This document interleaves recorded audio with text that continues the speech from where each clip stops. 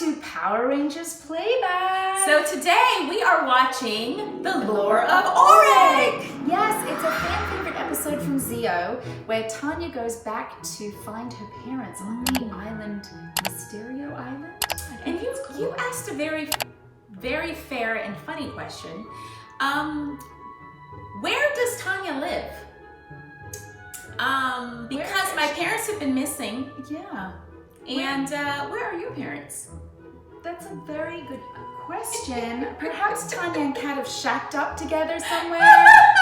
They never address it. We don't have parents in the episode, right? No. Do they ever talk about anyone's parents in any of the episodes? They had my parents in one flashback when I was, first introduced to the show. It showed my parents watching me in a diving competition. Okay. And then it showed me being put under a spell by Rita. She just took me.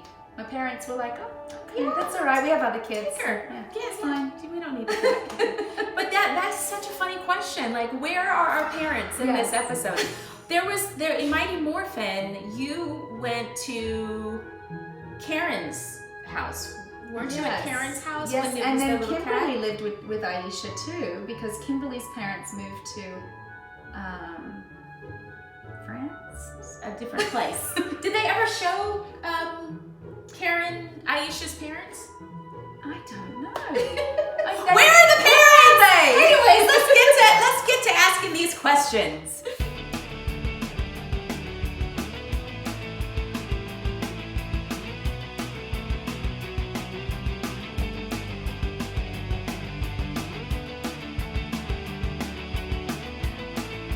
So today, the guest of honor is this little muffin right here. Okay. Because this episode is a Tanya-focused episode, I have a few questions for her for today. Well, let's get it Let's going. get going. Okay, so the parents. Let's discuss the parents. Okay. Do you remember working with them? Do you remember what they were like?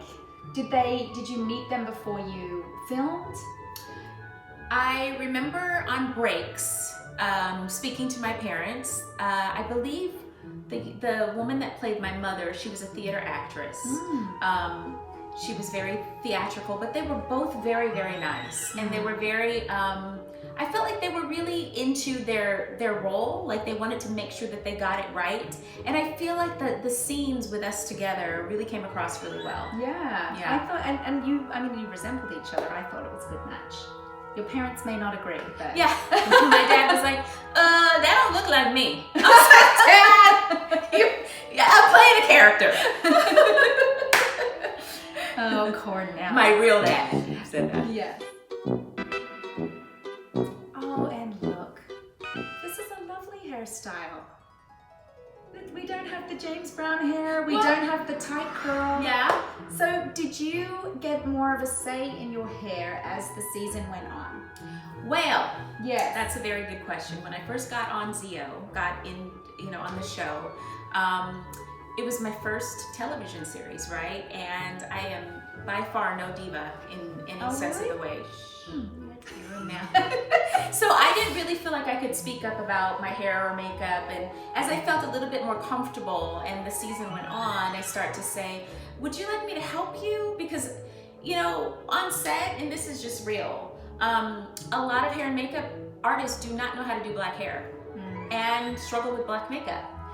There's many times that I was on set and they, I think I'm kind of caramel skin, and they would put makeup that was darker or too light. And yeah, I would look like not me. And I think even in some of the episodes of Power Rangers, when I look back, I'm like, what was going on there?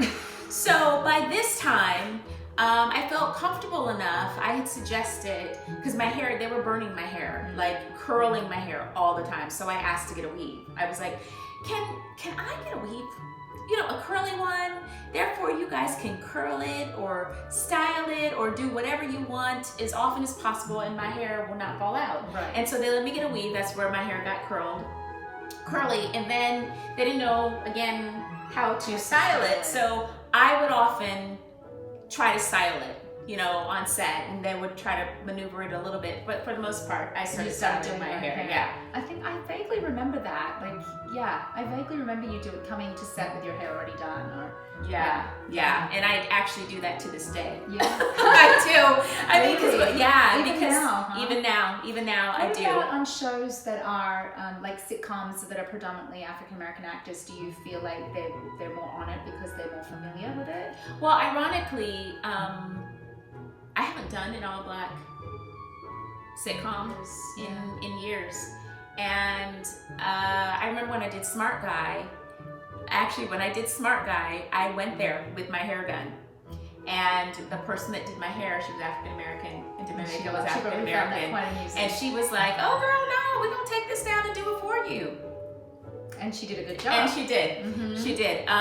What about it was simple. And other shows you've worked on? Do you still deal with that then? Well, I love the Danger Force cast, and I love the Danger Force hair and makeup and everybody. Yeah. I just think it's easier if I come there because I feel comfortable with my hair already done. Right. And if they want to change it up a little bit, then that's completely. But you feel you're gonna do a better job because you feel more confident in the way that you look. Yeah. Great question. Thank you. Okay, so this scene where you land on the beach and then you go into a cave. So tell us about where you filmed this, because it was in several locations, right? Yeah. So I remember they said, okay, and jump. And then you see my feet just land in front of the camera. So that would take place at like the beach or even at Castaic because there was water, so it could look like a little beachy feel. Because we did film part of that episode at Castaic, but the cave part was actually at Griffith Park. So we often filmed at Griffith Park, different parts of Griffith Park, but yeah, there was a cave that they had,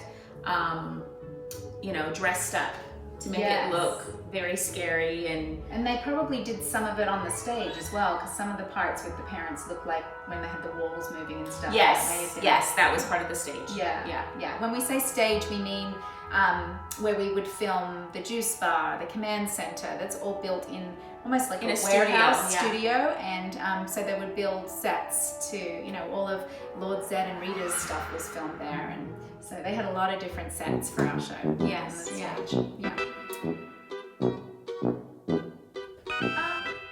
So tell us what's going on here. It seems like a very romantic moment between Tommy and Jason.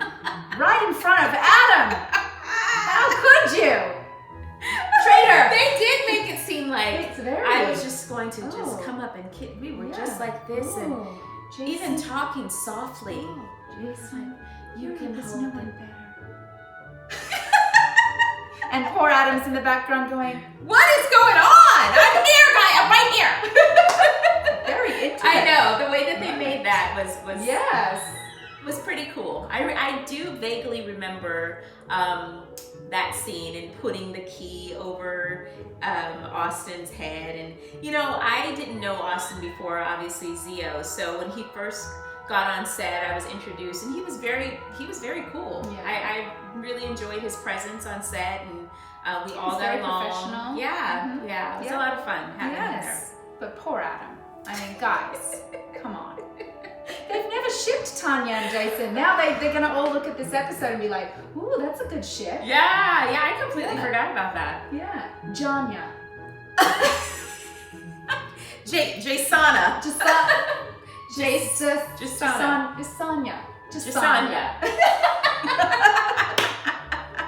Jason and Tanya, Jasanya. Good one. Okay. Final question for you, Miss Nakia. This is the 5th question? It's the last question of the day. Snakes. Let's just talk about snakes. I know that you have a slight aversion to spiders, but that looks like a real snake. Was it a real snake? That was a real snake. And how'd you feel about that? I felt fine about it because it was a little one and not a big one that could wrap itself around me and not be able to get out. Right. So I was okay working with that snake. Yes, you just threw him. I did. And did you see how, after I threw the snake, I opened I stopped the walls from closing in. With your muscles. With my muscles, yes. But if you look really, really hard, the weight shift should have been. When I was rewatching, I was like, okay, I could have made that a little less obvious because it really wasn't hard to pull. So I pulled in this, but my whole body, it should have been going like that. But I was in the same position, just moving my arms. But that could have been a directorial, Yeah, we'll blame the director. I'm blaming the director. It's not you. It wasn't me. Absolutely. The director's just doing that. what she's told. Actually, Jackie Marchand directed this. Do you remember Jackie? Yes, I do. Yes, she was one of our writers on the show, and she had the opportunity to direct this episode, and she did a wonderful job. She wasn't our script supervisor? No, that was oh my gosh, what was her name? She's really good with Oh my names. She's gosh. much better than I am. Jane. Okay. Yes. A lot of Jane. Jane the Jason, Virgin? Jane. No, she was not. She had a child. She was like, that didn't mean she can't be a virgin. I'm looking married. Yes, you're right. Thanks for watching, guys. Thank you, See you next guys. time. Bye. Bye. And a special shout out to our Platinum, Gold, and Diamond members. Thank you to all of our members. Don't forget to click and subscribe and tap that notification button.